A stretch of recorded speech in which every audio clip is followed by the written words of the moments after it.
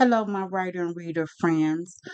Today, I don't have my normal, you know, hey, how you doing type of thing because today we're going to be discussing a pretty serious topic, literary activism in today's America. Yeah, let's get to it.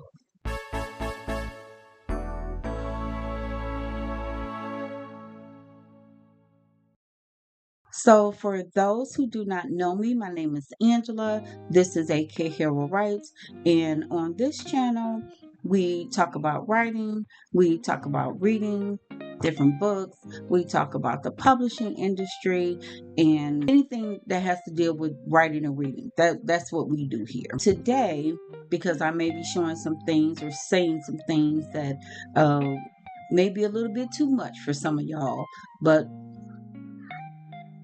it is what it is. So I was born in 1969. 1969. I'm 56 years old. I will be 57 years old this year and very happy to have made it this far. I have not been here for days, weeks, months. I have been here for years. I have been here over half a century. So I think that gives me a touch of knowledge that I can try to share with you all about the experiences that I have had living here in America. First, let me define what is literary activism. Literary activism utilizes written works as a form of social, political, and or cultural protest to challenge injustice, create a more fair and understanding world, amplify marginalized voices, and advocate for change. There are going to be some things that I'm going to bring up that may be difficult for people to watch, for people to listen to. And so I'm giving you caution now that those things will be occurring. I will be talking about some current events. I will be talking about some racial events, those type of difficult topics. So if you know that you may be sensitive to that, please take heed. I will put up a little card to show the topics that I may dive into because I do want to be sensitive to, people's feelings and experiences.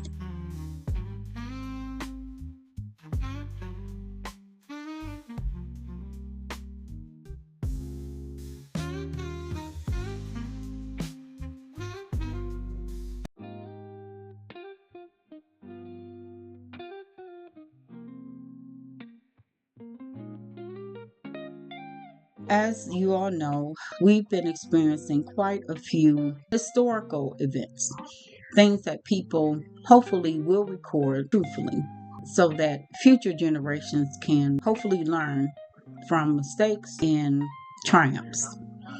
And some of those things involve race, some of those things involve gender, some of those things involve horrific crimes, and all of the above. So I'm going to start with the photo of George Floyd, which is the top left of your screen. This black man was brutally by police, and it was recorded on national television. I personally have not seen the video because I do not want to watch that. I do not believe that my mental can handle it. I have heard the audio, and that was enough for me. The second photo is of the Say Their Names Cemetery. This is a cemetery that memorializes Black lives lost to police brutality. It is an art installation in South Minneapolis. It has over 100 headstones made of cardboard, plastic, and paper with the names of Black people by police. Many people you may know or have heard of over the news, such as Breonna Taylor, Eric Garner, and others, but there are so many more other people that have been black people that have been by the hands of police, and their quote unquote headstones are in this cemetery. The next photo is that of Virginia Giuffre. This is a young lady that was victimized by sexual predators, eventually resulting in her suicide. She also did write a book detailing her experiences in a memoir. The next photo is of Renee Good. She was recently by ICE agents, and she was a mother, she was a spouse, she was a poet, and she was trying to just do her freedom of speech rights as we have in America. The next photo is one that was heartbreaking to many people. Not that all of the rest were not, but this is the photo of the children, what they deemed as kids in cages years ago. To this day, I do not know if all of those children have been reunited with their parents. I do not believe so. You can let me know in the comments if you know otherwise. The last photo is of the most recent fatality due to this quote-unquote crackdown on immigration. His name is Alex Pretty, and unfortunately he was also by ICE agents. He was a nurse with the Department of Veterans Affairs, and the reason why I have decided to put this photo up is because these people need justice, all of them, and sometimes the way we can do it is to use our writing to do so. And one of the victims of Virginia actually wrote a book, and it is published, and we will talk about that later, of her experience. And as writers, we have the opportunity to write about their experiences. We have the opportunity to share their stories, especially those who have been unnamed, but that we know have been victims of such atrocities in our time. This is a way for these people to get justice. This is a way for us to protest these actions so that they can stop. The next set of photos represents some of the more recent headlines regarding book bans, regarding some of the violence that has taken place in the country, such as January 6th, as well as Jewish synagogues, black parishioners who were at Bible study, and the fight that authors have for trying to get works to be protected from unauthorized use by AI, and of course the capital C health scare that occurred in 2020 and beyond. These things are very hard to deal with, and I don't know about you, but as a writer, I have kind of been worn down mentally a lot. And before I forget, if you are new here, if you like to write, you like to read, you like to, know all about the publishing world, take a moment, subscribe, please like, please share. Okay, let's get back to it. As writers, I believe that it is our job to record these things, to write these things, to observe these things, and Why do I think that? One, because again, for future generations to learn from, to ensure that we take heed of our own mental health.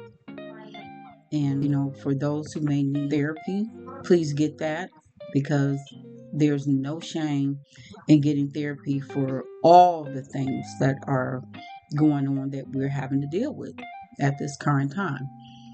And probably the last thing is because I would hope that we could stop repeating negative actions, saying negative things that separate us from each other as American citizens and as human beings. Otherwise, these things are bound to destroy us. Period. No ifs, ands, or buts. Period. As one of my favorite writers, James Baldwin, stated long ago, the job of the writer is to A, tell the truth, B, uncover the human condition, and C, to elevate the experience of their people. To me, that embodies what writers should be doing. And I don't know, it with all the events and all the material we've had lately, it's an overwhelming job. It is pulling double duty.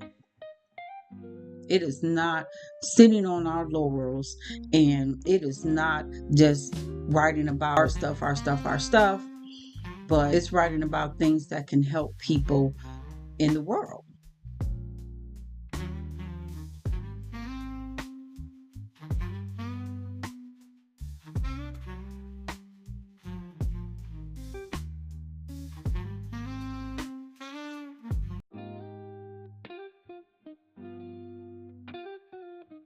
As an African American woman, I have pretty much lived in a state of oppression my entire life. Have I had opportunities that others have not? Yes. Have I had to fight for those opportunities 100 times to get them? Yes. Right. As far as I'm concerned, it's time for that to stop. I've gone through my trial, my positive that I created. Yes. Okay. As a writer, I want to write stories that I enjoy. I want to write stories that show people that look like me, act like me, talk like me, walk like me, and all of the above. I want to write whatever damn story I want to write without saying I have to do this or do that just because I'm an African American person. And as a writer, I have messages to get out, just like anybody else. I do believe that fictional stories should sweep a person into another world, but I also believe that something valuable should come from that, whether it's realization, whether it's learning, whatever it may be. That should be coming from those stories. At the same time, stories should not sweep you into another world to replace the world you live in. That should not happen. I should not have to pick up a book to escape and never go back to the world that I'm in. I shouldn't be fearful of that. I shouldn't have to deal with that. When I want to escape, I should be able to escape. And when I want to come back, I should come back to a world that I'm not afraid to live in. That I'm not afraid to open my door, walk down the street, go in the store, go on a trip, do whatever. I shouldn't. No one should. So how as writers do we need to get this done? We need to incorporate the emotions that we all are having right now. When you see something on the news, when you hear someone saying something to you, when you just can experience whatever is going on, observe, but then write it. Write it in a journal, a diary, a blog, an article, a short story, a book, whatever. We are recorders of the human condition. So whether you share your stuff or you don't, record it. Record it for other people to see. It's important. In the grand scheme of things, it doesn't matter that I may not look like you, talk like you, walk like you, It doesn't matter that we're not the same age or the same gender. What matters is that most of us want the same thing. I want peace. I want joy. I want happiness. I want to be consoled when bad things happen. We all want the same thing. There is no difference. So, as writers living in America, it is up to us to not stick our head in the sand. It is up to us to make sure that these times that we are living in right now are being recorded, are being seen, are being shown. We are the best people to do that. We have these skills for a reason. Do not be selfish and keep it to yourself. At least if you can't share it, write it, put it away. Put it in a time capsule. Do that. Show people in the future what it was like. People can learn that way. People need to learn. We need to make this world a better place. And as writers, we have the gift, we have the tools, we have the passion to do that. So I'm going to get off my soapbox. But to me, that is literary activism. You can protest through words. You can show your emotions through words. You can change somebody's life through words.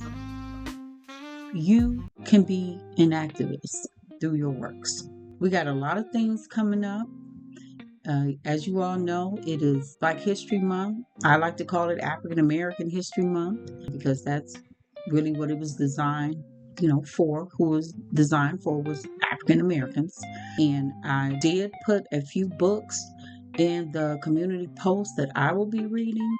You are more than welcome to pick those up. I'm also going to be doing a list of books that I think you can read throughout the year. Not just through a month, but throughout the year that I feel people would enjoy. And again, I won't be reading all them books next month because reading the 4 is going to be plenty because y'all know I'm writing, recording history, past history and present. So thank you for joining me. If you are new here, I'm usually more kind of upbeat and more positive. But, sometimes you just got to say what needs to be said. And this is something that was on my heart. And I've just seen a lot of writers who are kind of going about the daily business. And I get it.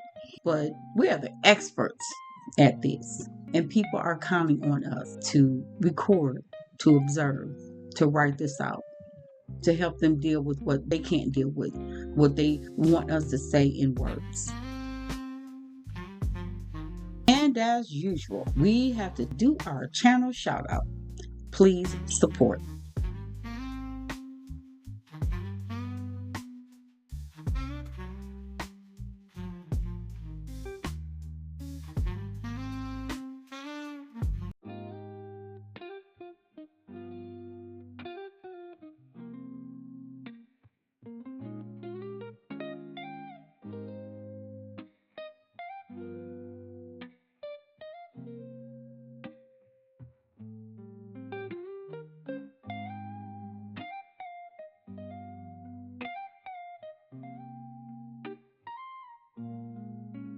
And you guys know that I like to give you some reference material to read on your own. So I have chosen 3 books that I think could help you learn more about some of the people discussed, as well as some of the philosophy of writing as a form of literary activism.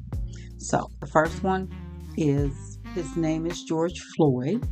And according to the publisher, this is their description.